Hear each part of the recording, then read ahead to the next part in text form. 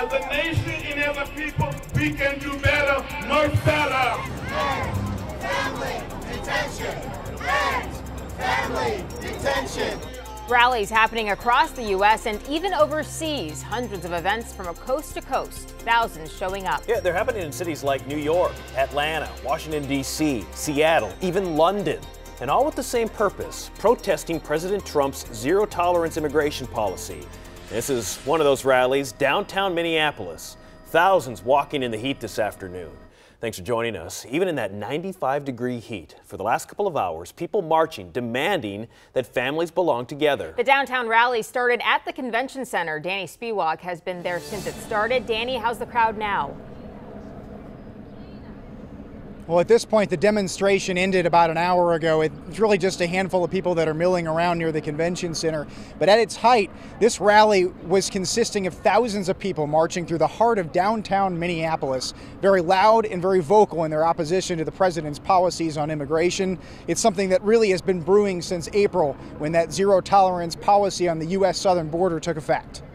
Families belong together! The anger you see in Minneapolis is on display in an estimated 600 cities across the U.S. this weekend. It's the culmination of weeks-long outrage after 2,300 children were separated from their parents on the southern U.S. border. The Trump administration's new zero-tolerance policy criminally prosecuted all immigrants who came here outside a port of entry, leaving their kids in separate care through the Office of Refugee Resettlement. Under pressure, the president signed an executive order last week calling for families to be detained together when appropriate. It's about keeping families together while at the same time being sure that we have a very powerful, very strong border. But 17 states, including Minnesota, are now suing the Trump administration.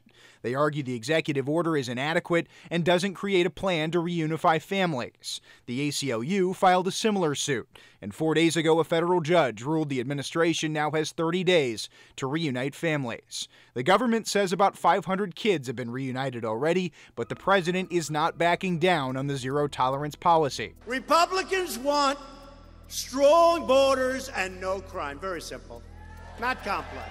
This is what democracy looks like! And that continues to fuel protests, including a smaller rally in Bloomington on Friday. Stop caging our children! You must leave now or be subject to arrest. Police arrested 8 people as the national frustration funnels its way into Minnesota.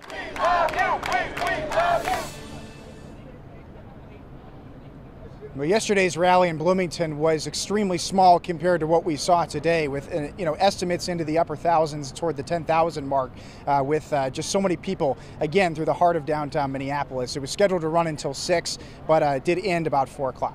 Guys, back to you. All right, thank you, Danny. The rally in Minneapolis, not the only immigration rally in the state.